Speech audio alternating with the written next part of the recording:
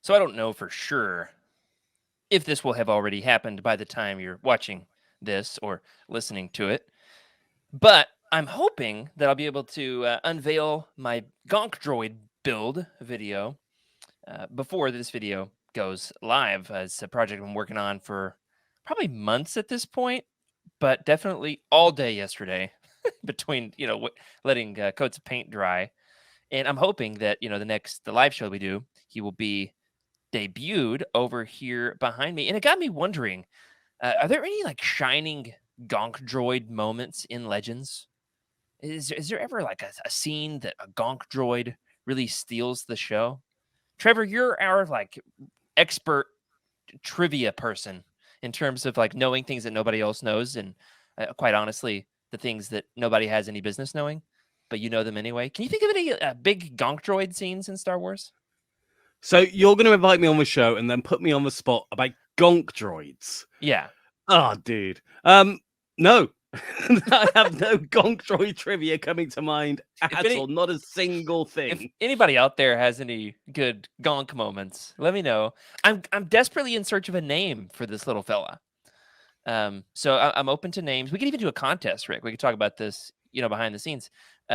We could run a contest for who's got the best name for the gonk droid. Right now, my best name idea is Scarface, because I cracked his face under his eye.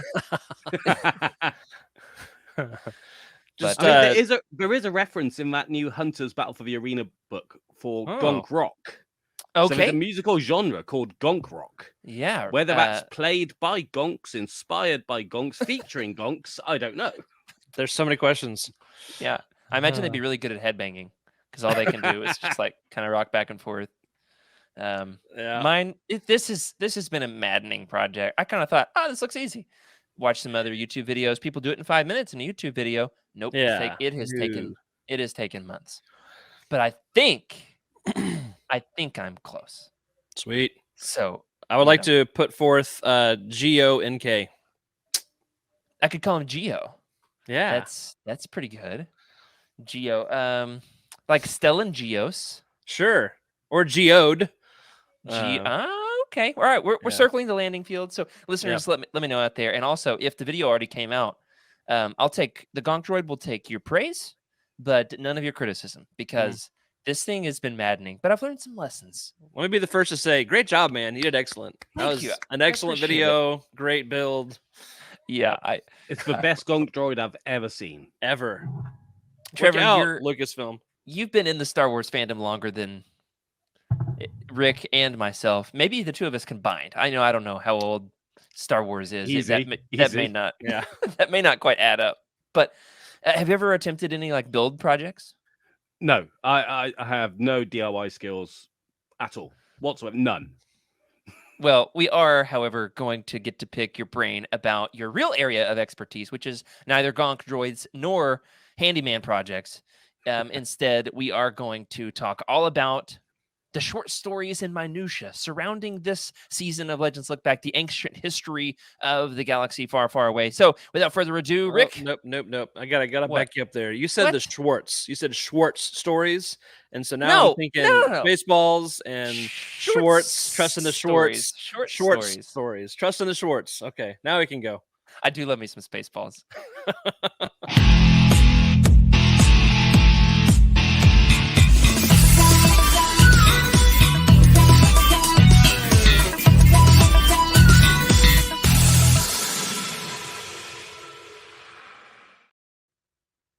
Hello, everybody, and welcome to Legends Look Back, proudly part of the Utini Podcast Network. This is the Star Wars books podcast for people who only know what time their shows are because you did your research in TB Guide magazine, where we celebrate our rich EU history as well as dive into lesser-known Star Wars classics. And boy, are we ever going to do that today, because I'm Jared Mays, and I'm joined by a legendary guest from the hit show, the Star Wars Archives, the Welchman with a holocron for a brain, the keeper of the timelines himself, Mr. Trevor Davey. How are you, Trevor?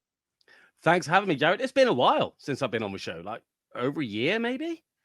You did like a guest spot video, like we gave top 10. Yeah, that might have been a year. Yeah, it might have been. Now that we think, but a pleasure as always. I would say, Rick, we're not on the show in the early days. Rick Race, our producer, is here today. Welcome, Rick. Here. Hello. Thank you. Rick, here's my working hypothesis.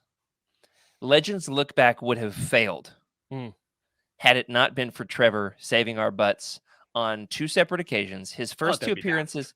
Well, I mean, I'm not just trying to butter you up, because I'll be honest with you. We've known each other long enough at this point where I'll tell you what I think. Your first 2 appearances on Legends Lookback saved the show, because we were struggling. We're trying to figure it out, and it was a struggle. We'll say that much. And when you came on, I mean, you did a Death Star episode. Yeah, what was the other one? I can't remember. I can only remember the Death Star one. It was great. I mean, people loved it. Plagueis. We can't remember what it was, but I'm Darth sure Plagueis. It was great. Yeah. We did the Plagueis roundtable. Those are 2 of our most highly beloved episodes ever. So if you're bored, go back and listen to Trevor's earlier appearances on Legends Lookback. Glad to have you here. Glad to dive into it. What Trevor doesn't know, Rick, is that we're actually not here to talk about Star Wars at all. This is instead a religious intervention. Hey, doing a podcast with 2 ministers. Right. About time. It's probably overdue. We're going to get all of Trevor's opinions on religion for the next hour. Ready? Yeah. We'll save that for celebration. Yeah, okay. I'm going to get cancelled. Probably have to have a few drinks for that one.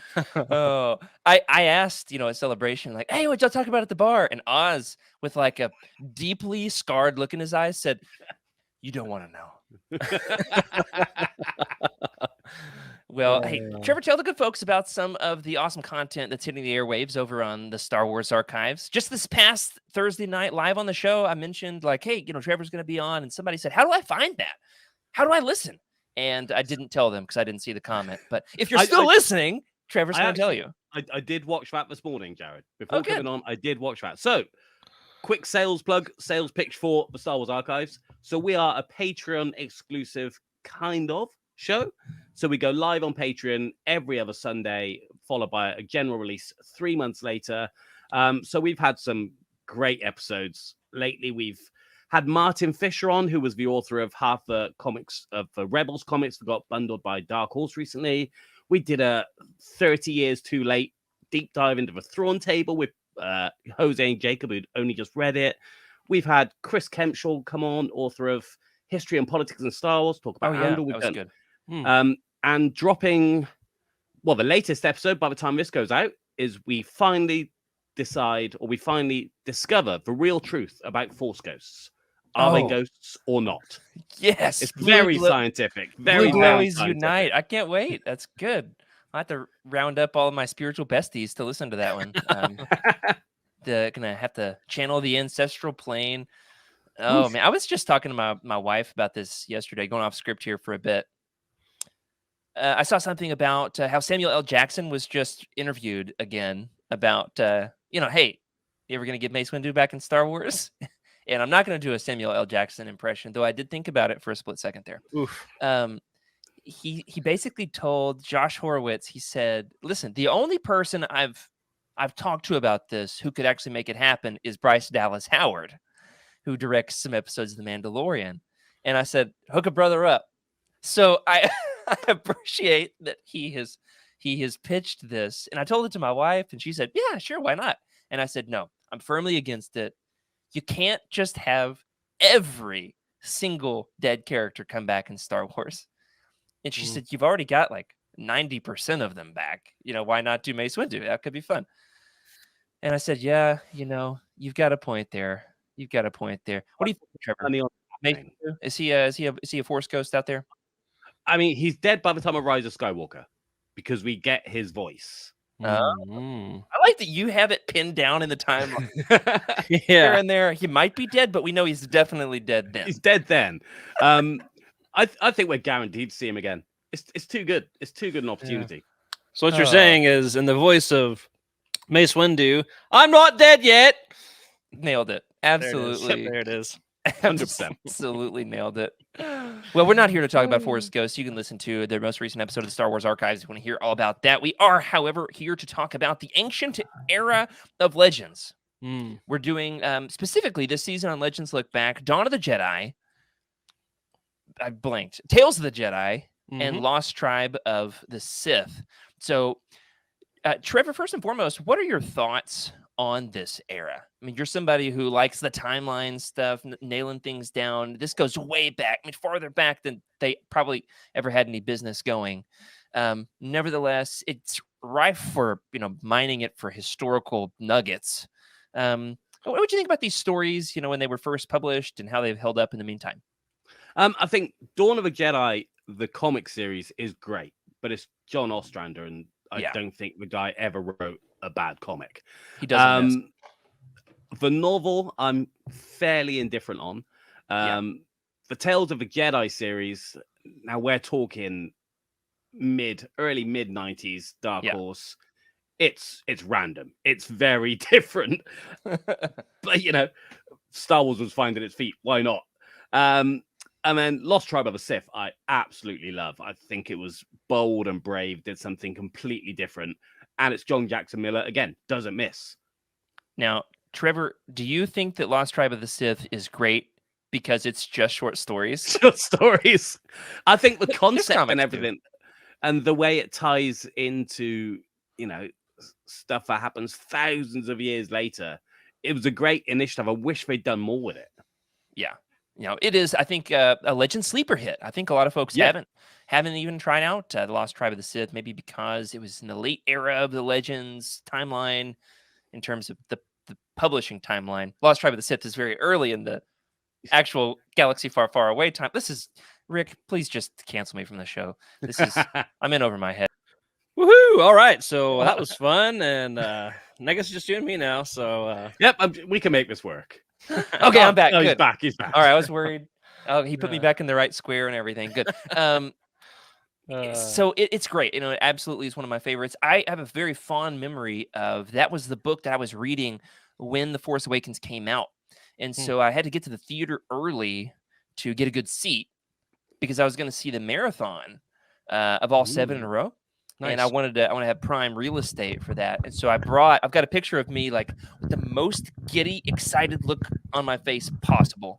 Just unbelievably amped for The Force Awakens. Wear my Star Wars shirt, Stormtrooper belt buckle, holding Lost Tribe of the Sith, the collected stories. That has no business being in the movie theater for The Force Awakens. It just could not be farther apart in terms of tone or content, but everything.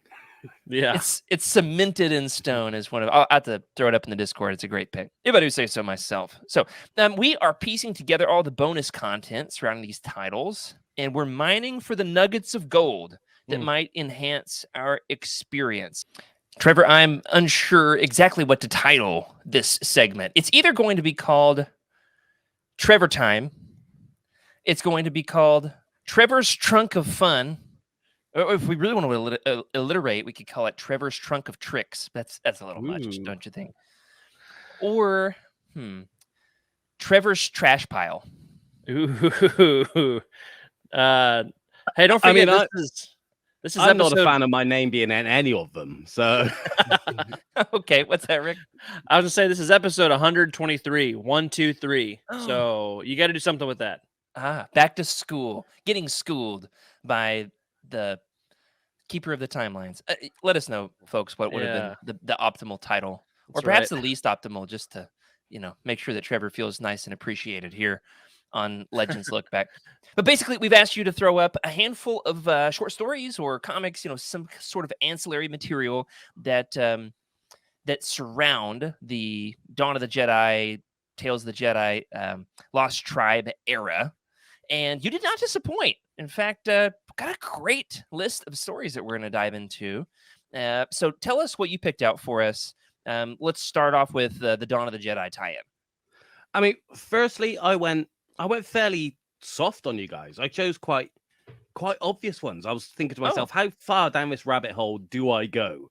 But I thought I kind of grabbed the obvious. So the first one then is Dawn of the Jedi, The Adventures of Lannery Brock, Jedi Ranger, because they pronounced Jedi differently back in those days. But this is a really weird one. It's basically a diary entry. It's set between a couple of opening chapters of the Dawn of a Jedi book, but it was only ever published on a website called kindlepost.com. I've never really heard of this. Me neither. I think it must have had a news article on StarWars.com or something, because they used to publish these things in all sorts of places. It was obviously hype and promo for the book, but it's never been collected anywhere. It's never been in a book. It's never been in a magazine, and it's just a really weird one-off sort of angle. Yeah, so I took a look at this, and this basically is set between chapters 2 and 3 of Dawn of the Jedi Into the Void. And so she's starting off on the mission, and it's kind of an internal monologue, first person, sort of just a couple of pages. It's not substantial. This also by Tim Levin, the author of the book, and it's kind of, promoting, what this book is going to be, gives you a little taste of it. In some ways, I found the prose in this more accessible than the book itself. Oh, really? Yeah. Maybe it's the first person thing. I felt a little bit more connected to Lannery, who feels very aloof in the book. Yeah. And so this was very welcome. When you told me, within seconds of asking Trevor on the show, he said, "Oh, I've got something that was published on Kindle Post blog." And I said, "Sure. All right. Just throw it in the drive and I'll read it." Go for that. Yeah. Yeah. Excellent. You did not even hesitate. This story really, I think, it does fit alongside some of the others that we're going to talk about as well, in the sense that it doesn't necessarily flesh out the era as much as it gives deeper connection to the characters who are in the stories themselves. And that's always been my favorite kind of Star Wars short story. It's the stuff that it might be throwaway, but it just adds context to the wider universe. It gives it more of a sense that these things did happen because somebody was just recording a diary. So yes, you've got the events that happen in the book, but now you've got just a little bit of more meat on the bones of that character. Oh, hey, that reminds me. In the book, she has a copy of a journal of a Jedi who failed on a mission in the old city. I forget his name. And so every chapter begins with a quote from this dead dude's diary. And then at the very end of the book, the diary that's referenced is no longer this ancient Jedi, but her brother. So she has her brother Dalian's diary. And we won't say anything about what happens to Dalian in this book, in case the folks still want to be able to check it out. We won't get too spoilery. So this kind of rounds out the trilogy of diaries related to Dawn of the Jedi. See what I mean? We do love our trilogies in Star Wars. I think it's quite humble that she named her diary The Adventures of Lannery Brock, not just my diary or my journal. That's a good point. That's right. That's right. Lando took some inspiration from Lannery. Is that what you're saying? Yeah. Oh, the names are even similar. I just noticed that. Synergy.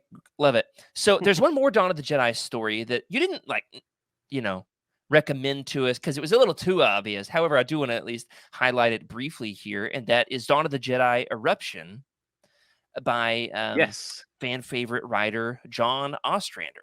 Right. So what is this story, Trevor? So this came in Star Wars Insider 141. Now, it was actually a pair of short stories for Dawn of the Jedi. Insider 142 had one called Dark Matters, but that was actually an excerpt from a novel, but dressed up as a original short story. So it doesn't count. It's just an interesting fact. Cool. But I believe this is John Ostrander's only prose in the Star Wars universe. He's done I didn't know a ton of comics. Yeah. I think it's his only text. Interesting. I have to dig into that. That's cool. So what's great about this story? Did you get a chance to check this one out, Rick? I don't think so. Not this one. This one. So if you do the audiobook of Dawn of the Jedi Into the Void, this is actually one of the only short stories that I know of, Trevor, correct me if I'm wrong, that's actually included as a tag at the end of a full release unabridged Star Wars audiobook. Then yes, there's not many. Most of it.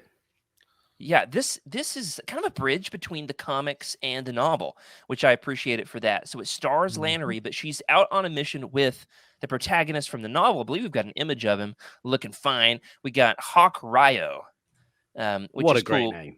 Because I actually had a hawk start circling the chickens out in my backyard as I was listening to this. So once again, the synergy is strong with this. There it is. That's right. I love that he's a Twi'lek with a soul patch. And only 2 Leku. That's right. Yeah, the Tree Sana in the book has 3 Leku, which they're very clear about the fact that it's just gross and it ought not to be. But the soul patch, though, you're right, is definitely it's working. Is it grosser than a 3rd Leku? I think so. Yeah, maybe, but it gives character, right? It makes them unique. It does. So this short story follows both Lannery and Hawk Ryo trying to save like a princess who doesn't want to get married, and then there's some poisoning. It's a great little story. It's concise. I think it's well worth people's time, and it might be the most accessible out of all of these because it's included in the back of the paperback, the original paperback release of Dawn of the Jedi: Into the Void, and it's in Insider 141, which is recent enough where it shouldn't be hard to find. I know a lot of people's library systems have those both in print or perhaps digitally through Overdrive or yeah. What does the Kindle version have? Does it have Eruption, or does it have the one that the hardcover has? That's a great question. I don't know. I'll see. Trevor knows a lot of things, though. Trevor might know. I don't know that. Okay, what he does know, however, is a great tie-in, actually kind of a series of tie-ins to Tales of the Jedi. What do we have here third on the docket today, Trevor? Okay, so this was great. Anyone who listens to the Star Wars Archives know that I bang on about West End Games' contribution to the overall Star Wars lore that we know and love today. And this is no exception. So this is from the Tales of the Jedi Companion. So West End Games released a bunch of these source books as reference material to be used in their D6, D20, one of them I don't really game, role-playing game. And they all contain loads of either new short stories or little bits of fiction, vignettes. So much good stuff. And this, again, is no exception. So not only does it include a really long short story, a good 5 or 6 page short story called Tales from the Dark Side, which I could have chosen, but I didn't because it doesn't really tie into the Tales of the Jedi comics that well, despite being in the same era. However, underneath the character biographies, which are normally made up of history and stats, this particular source book has these little snippets of original fiction for a couple of characters throughout that does tie directly into the comic story. Yeah, that actually reminds me. I've got the Dark Empire source book that now that I've and there's some great stuff in there. It's hard to put it down. I mean, there's some great material in here.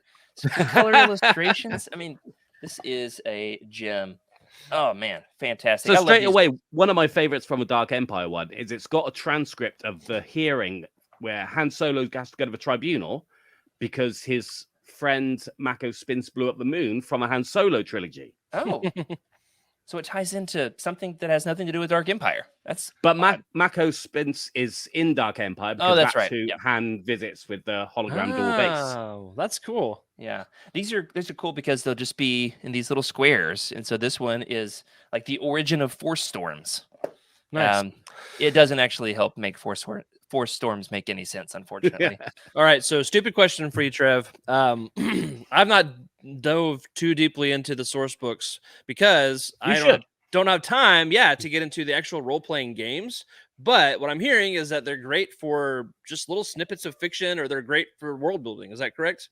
Yeah, absolutely. I've never played a role-playing game in my life. Okay. But just the amount of pure fiction in these books is incredible. And some of it is, just like you said, world building, completely throw away. The one you just held up, the Rebel Alliance source book, there might be a couple there that tie into the overall story, but you'll just be able to, it might be a random rebel attack or something to do with an Imperial character. There'll be all sorts of weird stuff in there.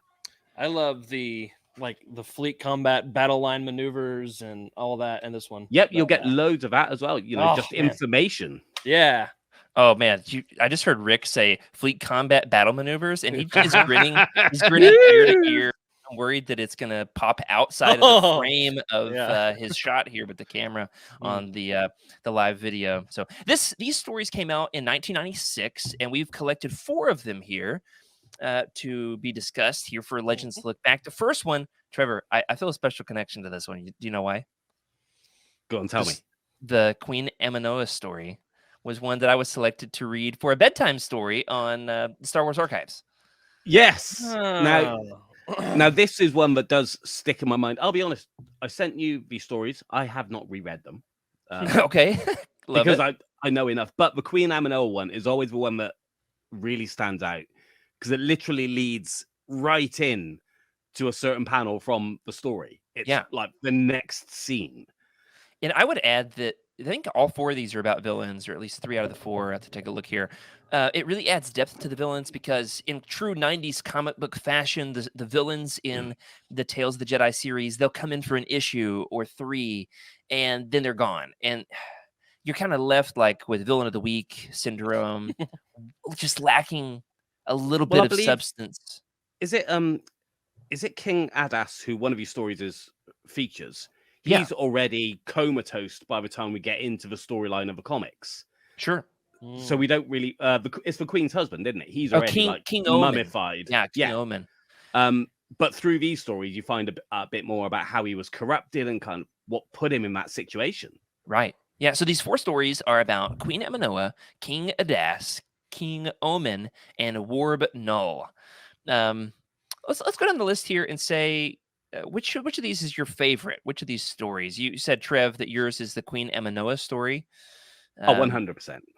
Now, when I read this for Star Wars Archives, I was tempted to do a voice because, all right, I hope you appreciate this, Trev. I'm sure we've talked about it before. I'm sure I will. As somebody who appreciates some of the ancillary material and things that nobody else really knows about, there are audio dramas of Tales of the Jedi and Dark Lords of the Sith.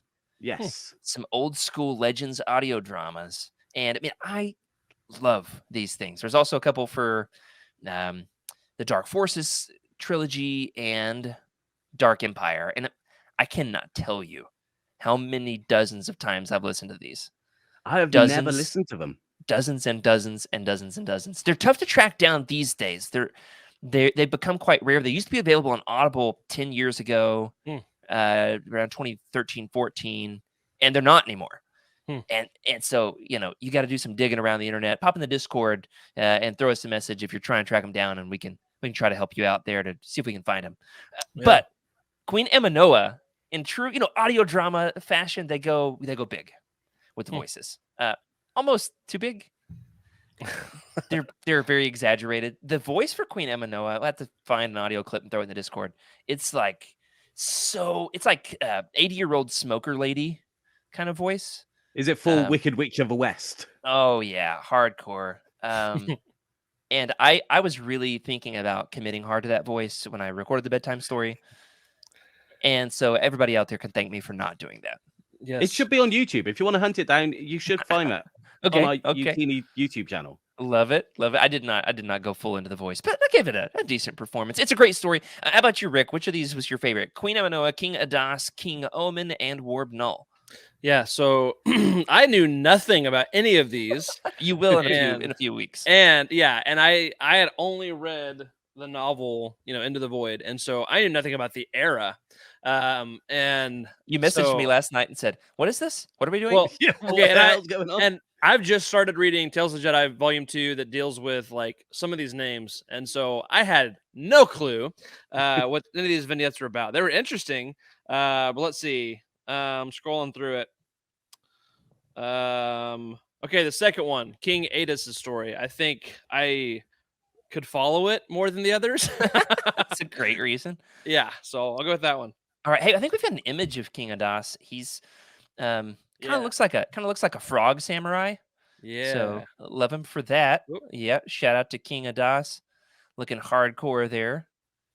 I don't remember a ton about him, so I want to dive back into him with Tales of the Jedi. This is some good backstory for a character who I felt like in the comic you're left wanting a little bit. So this was the one with the initiates who have like this what's it called, like a ceremony kind of thing going on, and it was just very ominous. I think my favorite of the four is the third story. So this one is about how King Omen comes under the influence of Nagasato. And so that's Nagasato. I mean, this is one of those characters in Star Wars who, I mean, he's haunting everybody. This sucker, I mean, how many folks come under his influence? Him and Exar Kun need to have like a ghost off, like a riff off for ghosts. Yeah, that's a good idea. They are always possessing everybody left and right. And so the way the story ends, it's so beautifully written. So he thinks like, okay, I've got all this power now, and then he discovers I'm powerless. Like I can't move. I'm in a coma. I have power, but like it's Nad gets to do everything, and I'm just a vessel.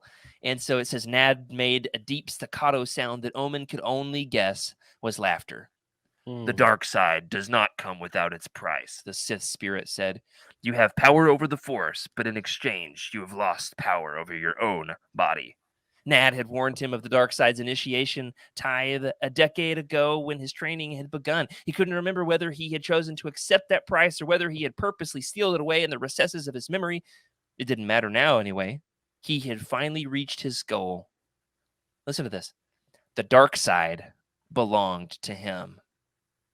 Unfortunately, he belonged to the dark side as well. Ooh, that's so cool. Oh man, that is great. I will admit, Trevor, with a lot of these short stories, I'm always like, yeah, I didn't need that. This one hit. Well, there's at least 10 in the Tales of a Jedi Companion. Oh, cool. For various characters. So a lot of the Jedi have got them. Os Willem's got one. There's a ton in there. So the other thing I wanted to point out, I didn't pass this along because you specifically asked for sort of 4 things, but I want to shout out the reference book Jedi versus Sith: Essential Guide to the Force. Oh, because a lot of that is written in universe. Cool. And you get all these holocron recordings, and there's a ton of those written by characters from the Tales of the Jedi series as well. So I'm just looking on my own little spreadsheet here. So I probably should read that then, huh? Yep. Rick's got it. I'm looking for it. I'm like, staring off into my reference bookshelf. Dude, right here. First thing I turn to, the resurrection of Exar Kun.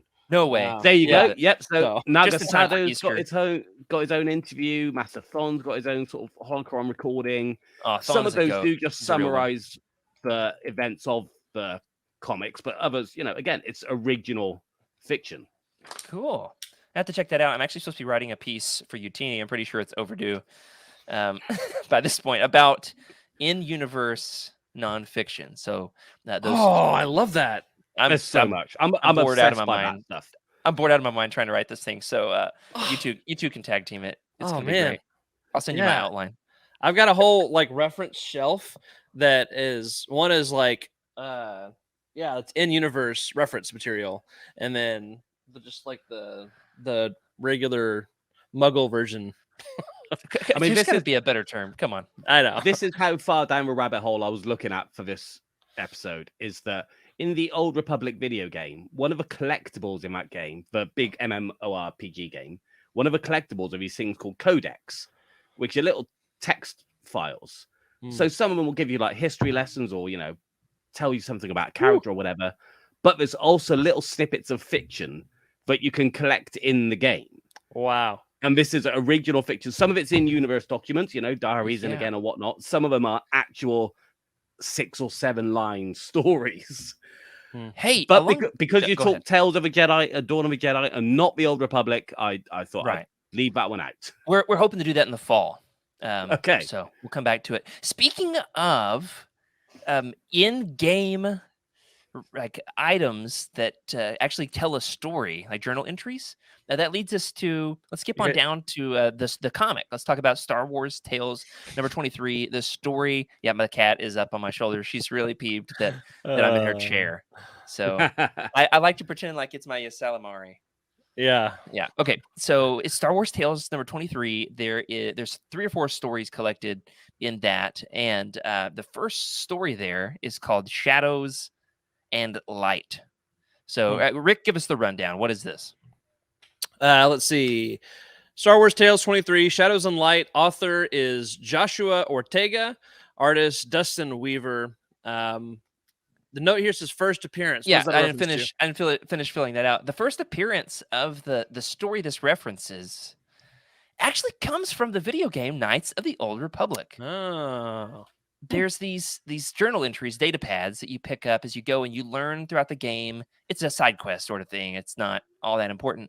That there were these 3 Jedi who were off on a mission hunting Tarintatex. Oh. So I'm so glad you had to say that before me. I was like, I'm going to ruin that pronunciation. Well, I was reading this comic earlier today, and my 4-year-old was like, "What are you reading?"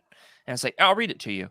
Big mistake. It's super dark. This story goes hard. Oh, man. It goes so hard. And it's really cool because, Trevor, I don't know, and maybe we can cross this bridge later this year if we do a KOTOR spotlight. I don't know if a ton of books or comics that really tie in well to the video game Knights of the Old Republic, even though it's one of the most beloved properties of all time with Star Wars. You got the Revan book, and there is surprisingly little. There's more since the Old Republic came out, because somehow they had to mesh for 2 stories of the ultimate Sith Emperor that was somehow never mentioned in Knights of the Old Republic or any other Star Wars media. They had to make it that work. Yeah. So there is a bit that's come out that does help bridge the gap between KOTOR and everything else that happened. Yeah, and this is a great bridge story between the Tales of the Jedi era, Tales of the Jedi comics, and the game Knights of the Old Republic. You've got these 3 Jedi apprentices. I think we've got an image here of one of them hunting the Tarintatex, which is cool. Tarintatex. We need to start saying that, Rick, during their vocal warm-ups, getting ready for the show every Thursday night. Tarintatex. Kicked off Tarintatex. And so this, at the very culmination of the story, the one last injured Tarintatex she comes up against, and there's a tragic love story involved. Well, there's a Keldroma that we haven't met before. Yeah, and his robes are an acquirable item in game. And so he's got like flashbacks to or visions. I guess they're flash forwards to the Revan Malak Bastila conflict, and it's a cool story. It's really cool. I think Star Wars Tales gets a bad rep for being the weirdest Star Wars ever. There are some silly moments, but there's also moments of pure genius like this. This is cool. This is... and the art. We need to talk about the art, because the art is incredible, which is Dustin Weaver, who did a ton of KOTOR. Oh. Yeah, this is just occurring to me that it's the same. I looked at it in the, on paper, it says Dustin Weaver, but now I'm just now making the connection that it's that Dustin Weaver. This is phenomenal art. There's a whole page that's just Kashyyyk, and he nails it. The underlevels of Kashyyyk, it's beautiful. The greens, fantastic. So there's our comic. There's one last story that we're going to discuss, and then we're going to play a little game. And I'm very excited about that. And that is Fate of the Jedi imprint. Rick, what is Fate of the Jedi imprint? Oh, man. Okay.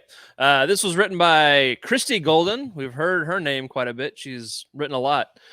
First appearance was in the 2009 official Star Wars fan club membership kit / Bantha Tracks / Hyperspace. In the research I was doing for this, I couldn't find out which of those it was published on, because I found 3 different things that said 3 different places where it was published. So the fan club used to be called Bantha Tracks. Sorry, Bantha Tracks was the name of the newsletter that came with the fan club. All right. When the official website put up a paywall called Hyperspace, you had to join the fan club to get access to Hyperspace. Okay. So Hyperspace was just the name of the paywall, essentially. Gotcha. But to get a physical copy of this story, you had to be a member of the fan club. I mean, every year you'd get like a little welcome kit, and in there you'd have your physical copy of this story in a little pamphlet, which I believe is the only place it ever saw print. I don't believe it was even reprinted on the website, and a lot of that stuff isn't on the website at all anymore. Right. A lot of times, best place to look is you got to know a guy. I'm looking at it right here. Anytime I'm trying to track down something weird, I shoot Trevor a message before I even go to the Wook. You message Trevor. That's what you do. Hop over in that Utini Discord and hit up Darth Obscurus. However, the Wook does have good backup links on a lot of these stories. Yep. So they're fairly easy to find for the most part. However, this is cool because, correct me if I'm wrong here, Trevor, didn't you at one point acquire a physical copy of this thing? And that was my original from being a member of the fan club. I had this when it came out. This story is the reason I joined the fan club because I knew it was going to be an exclusive. Oh, now this is a great story. Christy Golden is an author who I really enjoy. Her prose is just very readable. It's not too technical. You can binge through a Christy Golden story in a day, especially this one. It's 7 pages long. It took Rick all week, but hey, I'm actually looking it up right now to see how rare this is. Fate of the Jedi. I think you're talking about $30, $40. I think that's about the going rate. For a 7? But they don't come up very often. A 7-page story? Are you serious? That's crazy. This is well written too. So it tells a story of Sith apprentice Vistara Kai, who's a great character established in the Fate of the Jedi series. I love Vistara. She ends up having a bit of a fling with Ben Skywalker. So I love that Luke's teenage son has a Sith girlfriend, and all the drama surrounding that is so juicy. I love it. Say what you will about that series, which, oh, good Lord, I've got opinions. But all right, I'm confused. Yeah. Why are we talking about this story? Where does this fit on the timeline? And so it is a bit of a cheat. It is a bit of a cheat. Jared asked me, right, Dawn of a Jedi, Tales of a Jedi, Lost Tribe of a Sith. Like Jared said at the top of the show, Lost Tribe of a Sith is nothing more than 7 short stories that take place over about 1,500, 2,000 years. They take place over a long period of time. Okay. There's nothing else to tie into them except, without spoiling the entire premise of Crosscurrent, which is a Legends book from far further down the timeline, I can't really talk anymore. Suffice to say, Vistara Kai is a member of the Lost Tribe of the Sith that you will be discussing at a later date. I see. Interesting. Yes. And in my humble opinion, it's one of the most exciting plot points that Star Wars Legends ever did without jumping the shark. It comes close, but we didn't quite do it. I gotcha. Man, there's so much. Every time I catch an Archives episode or just get to talk with you, I just want to pour into my books, like, all right, I got to break them out. Time to read them. Time to just dig in because there's so much more to learn. And like we were saying, Lost Tribe of the Sith it's a bona fide classic. And it is lesser known because it didn't get a big paperback release. The paperback is just for 7 short stories that were published. I think they just got published on the official site over a space of about a year and a half. And they are John Jackson Miller, so the quality is going to be great. Yeah. And the paperback just kind of got sneaked out there. But it's also become a really rare one to try and find without a Legends banner in mass market paperback size. Yep. So yeah, there's a lot to talk about with that book alone. For sure. Imprint, the short story itself is really good because it tells of Vistara getting this Uvak, it's like a dragon sort of thing, and how they hatch, and there's a ceremony surrounding the Sith apprentices choosing. It's like Game of Thrones. I was just thinking of that. Yeah, you just finished your binge. Rick isn't done. Don't spoil it. Yeah, I was just saying, no spoilers.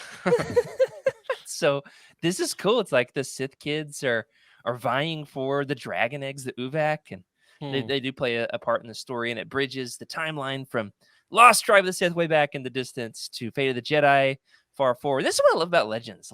And we're working on it with canon. We're not there yet. There's plenty of time.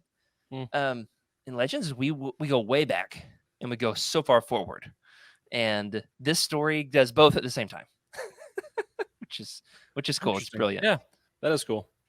All right. So we've talked about the stories, Shadows and Light, Fate of the Jedi imprint, the Tales of the Jedi companion vignettes. Say that 5 times fast. Dawn of the Jedi eruption and Dawn of the Jedi, the adventures of Lannery Brock Jedi Ranger. Let's go down the list and give our favorite of these stories. And then we're going to play a game. Rick, you're up first. I'm gonna have to go with the only one I had any sort of context for, which would be the Dawn of the Jedi eruption, just because I knew the character, I knew what was going on. Yeah, the rest were just I couldn't connect with them. But they're great. I just didn't know the context. I think once you've come back, we'll come back in 2 months. We finished. Yes, please. We finished Lost Tribe of the Sith and Tales of the Jedi, and see if they add more context. Oh, I'm sure. I'm excited about that. Cool, great. Trev, how about you? I mean, it's a tough choice because you got John Ostrander, you got Christy Golden, but I'm always going to have to choose the West End game stuff. You know, that's my hill, and I'm going to champion it till the day I die. I think that King Omen story it goes so hard at the end, but the comic is so cool. Man, I love that you learn the history behind like how you got those cool Keldrama robes, and so I like that a lot as well. Now we're going to cut to a new segment here, and that is we played a game quite recently on the show called Pixels. It's a game that Rick pulled up, and within 24 hours of having finished the game, Trevor messaged me and says, "Okay, I've got to play that game." Yeah. Basically, I considered it a challenge, Trev. That I won when we played it live. No offense, Rick, but wow, you were hosting it, weren't you? Yeah, I was hosting. Yeah. But it was a pretty resounding defeat of my co-hosts. Shout out to Emily and Freddie for letting me crush them. But I think it's gonna be harder against Trevor. Now, well, no offense to them, but we'll see. All right, so Trevor has thrown down the gauntlet. We are going to play Pixels. Now that we have finished sorting through Trevor's file of fun, we are going to have the once and for all Legends cover art champion. Rick, describe exactly what this is for our audio listeners. Okay, yeah. So I've got some covers of, I think they're all Legends properties, mostly books. There's some different age readers. I think there's a couple of comics that are mixed in, perhaps. I think there's at least one Dark Horse cover.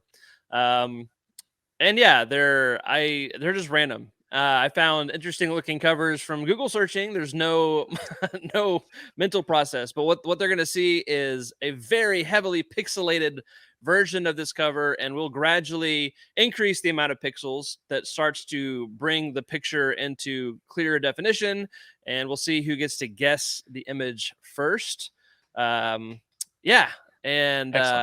Jared, I probably should tell you, Trevor and I were talking before the show, I thought about just giving him a cheat sheet with all the answers, just to sweep the floor with you. I turned him down, Jared. I said, no, I couldn't possibly be so dishonorable. That's right. That's right. Good. I would beat you anyway.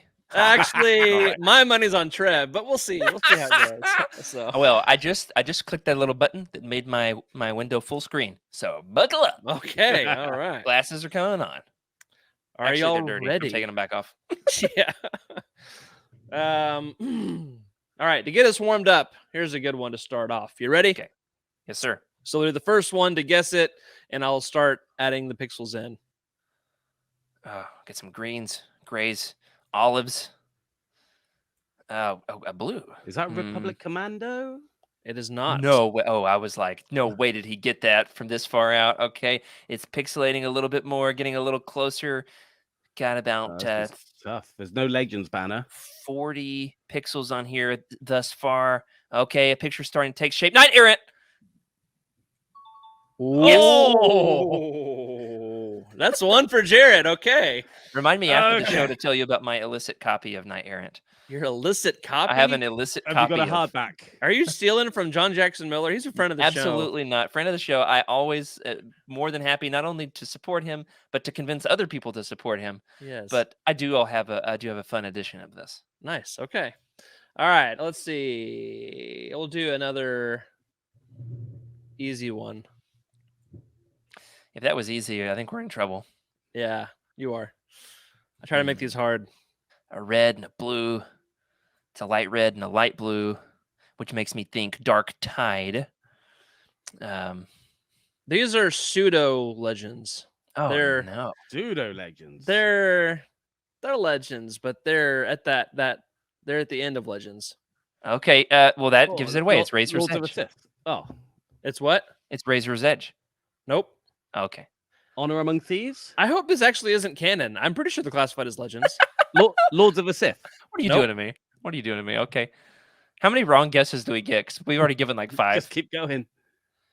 Ahsoka? It's this is the Wrath of Darth Maul. There it is. Oh, okay, we're 1-1. Ryder Wyndham, one of her biographies. Yes, definitely legends. Definitely legends, yeah. Although it does tie in the Clone Wars, which is technically canon. Yeah, so it's kind of like, I think by the era, it's legends. Okay. Look at those beautiful teeth. 1-1. Yep. I love this book. It's great. This is, fun fact, one of the only books that I have ever DNF'd. I started it and couldn't finish. Not to say that I won't. Man. Not to say that I won't finish it, but whatever. I think the whole series is excellent. All right. Here we go. Next one. No guesses? We got 9 squares on the screen, Rick. It's fun being on this side, I'll say. I like the purples. I'm going to steal Jared's last answer. I'm going to go Razor's Edge. Not Razor's Edge. Okay.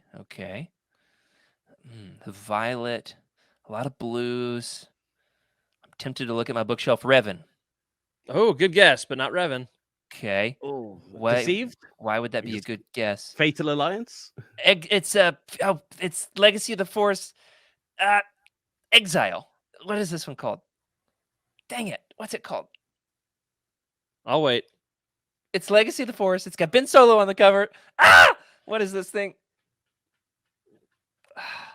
Fury. Oh, that is totally, what's his name? What's the actor? It's Ben Skywalker. I think I said Ben Solo. You've got to give Jared that one. He knew the cover. It's Chris Pine. That picture is just Chris Pine. I'm not taking credit. I didn't get it right. We'll give you a half point. I'll take an asterisk for now. All right. Asterisk for Jared. Okay. All right. How about this one? I love that we're keeping score with like special characters. Random. Yeah. Jared has a gold star and 3 correct answers and a ladybug. Just be glad Jose's not here scoring us. Oh, man. All right. I'm going to leave it there for a second. Yeah. This is Tales of Tales. This is Clone Wars Wild Space. Final answer? Or it's No Prisoners. It's one of the 2. Oh, you're very good at this, Jared. That's Let's 2 go. Asterisk. 2 and an asterisk. I'll take it. Shooting for that ladybug. Let's go. See. I'm gonna go for yeah, okay, here we go. Remember when you said that Trev was gonna win? I guess I'm only up 1 point and an asterisk, so I shouldn't smack talk. Right. I mean, is that a it's hard. Legends banner that low down. The yellow does seem to move around a bit. We're getting there. This one, I would one of the Junior Jedi Knight books. It is not. I'm not going to give read those. They're fantastic. Dang, I love those books. This is okay. I'm going to leave it there for a second because this is a hard one. But I've never seen. I can't say too much. Yeah. My money's on Trevor getting this one because he's probably the only one that's seen this cover. What? What are you doing to me? Because you want to hint? Is it one of the Brazilian covers? No, it's not Brazilian.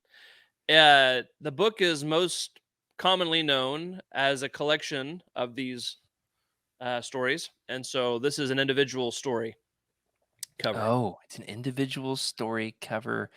So it could be a short story from like the Star Wars Insider. No, it's a little bit more mainstream than that. More mainstream. Okay, it's a Lando book. How about this is Lost Tribe of a Sith. I couldn't begin. It doesn't matter which names. one. You get Pantheon. That for sure. Yeah. Sentinel, but close. I'll give it to you. All of those covers just are a Sith looking ominous over a city. Yeah. All right. So what is that? 2 and 2 asterisk? Yeah. Yeah, sounds about right. All right. Let's see. I was starting to smack talk at the beginning of that one, and now I'm regretting it. Oh man. Okay, we got a dark green. Makes me think of Boba Fett. I could say Bloodlines. Bloodlines. Bloodline singular. Oh. No, there. Okay. What did I get it? It was close. I think Jerry got that one. Yeah. Okay. But you did mess up your plural. Yeah, singular. So I will never get that right. Sadly, right. our buddy Sloth, Diligent Sloth, the regular chatter, just read this and didn't like it. But I love it. It's one of my favorites. Oh man, no comment. But he's not a big Boba Fett fan, so that's kind of a big deal. He's also not a big Karen Traviss fan, and I like Karen Travis's books for the most part. All right, how about that one? Oh, it's a lot of red. Darth Maul Shadowhunter. Ooh, good guess. Good guess. Darth Maul Lockdown. No. He's gonna guess all the Maul books because of the red. My responses are more to the colors rather than the proximity to the title. The only the reddest book I could think of is The Black Fleet Crisis. Okay, that had a really red cover. Nope. It could be Rebel Dawn. Getting warmer, but no. The red and blue reminds me of the Dark Tide duology, and I know I've said that several times. Okay, it's coming into focus. Okay, I got it. It's Han Solo and one of them. Han Solo and Han Solo's Revenge. It could be the Paradise Snare, but I think it's Han Solo's Revenge. I think it's Star's End. There it is. Dang it. Too slow there. Yeah. So I'm gonna give that one to Trevor. Just keep it interesting. All right. I don't have any idea what the score is. I said the other two. All he did was guess the third of the three that I hadn't mentioned yet. You mean the correct one? Shout out to Blue Max and Bollocks. Sorry, Trev. Got a British man here on the show, so I didn't mean to swear in your language. All right, how about this one? A Welshman, excuse me. This is really, really ambiguous at this point. A lot of purples. This is gonna be a harder Kenobi? one. No. He says harder one, and you guess Kenobi. I was just thinking of the Browns. So this could be the Dark Horse comic if he said harder one. It could be a Dark Empire cover. You are correct that it's Dark Horse. There's purple. That's all I'm gonna give you. Okay, there's Dark Horse. That could only be like 1,000 titles. Thanks, right? Rick. Yes, yeah. But it narrows it down. Maybe 2,000. So right up in the top of the yellow, that says Star Wars. I'm guessing that. I don't think you get any points for that. But is there anything else that it says? Probably. I'm going to go with Star Wars Republic. I'm going to say it's a legacy comic. Oh, wait. It's Clone Wars of some sort. Shipyards of Doom? Nope. It's a Clone Wars comic. Yeah, it's one of the digest novellas, I think.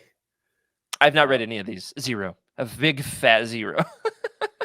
I mean, I could name them. All right, see if one of them matches. Crash Course, Wind Raiders of Talaran. I've never heard of any of this. I can't name all of them. Is this one of the ones with the Chiss Jedi? Because no. Those yes, he was in one of them called Strange Allies. But he was also in like the junior books. Yeah, the junior books. Those are what I'm thinking of. All right, Rick, I'm pulling the plug. All right. The Jedi Slavers. That's a single issue. That's right. I told you it was Dark Horse. He messaged me last night and said, "How hard should I make these?" And I said, "Go big." All right, I'm gonna award Trevor an asterisk on this one. Okay, so I'll allow it. I think that's 3 asterisks to 2 asterisks, something like that. So that's right. Oh man, I got like 3 more in me, and I'm gonna have to call it. Okay, all right. That's probably about how many I have left anyway. Good. I can't remember which ones we've done. So I got a guy from church who's just showed up to help me cut down some trees, and I can hear him running the chainsaw. And I gotta make myself useful. Yeah. All right, we got some dark teals and a violet. The violet's gone. Scratch the violet. I'm gonna go with Plagueis, but I think that's too easy. Not Plagueis. Outbound Flight. Nope. The Approaching Storm. I don't recall seeing this cover for this title. Doesn't recall seeing this cover, so it's got to be a book with multiple covers. The Han Solo books had multiple covers. The Young Jedi Knights have multiple covers. Kind of. I'm thinking there's a clone helmet there. I see the T visor. So I'm thinking the Clone Wars novelization.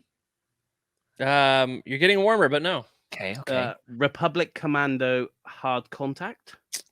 Warmer, but no. Republic. Oh, it's the book that was never published. The second Imperial Commando book. I don't know. I don't think so. I mean, it's definitely Republic Commando, unless it's Imperial Commando 501st. It's definitely a Clone Wars book. So the only other options would be 000, True Colors, or Order 66. Did I say Hard Contact? Yeah. There it is. I don't know that I can accept the full point. I'll take an asterisk there. All right, double asterisk and 3. Okay. Or 2. I forget what your score is. This is like whose line is anyway. I got the T-visor. You got the T-visor. That was impressive. Okay, let's see.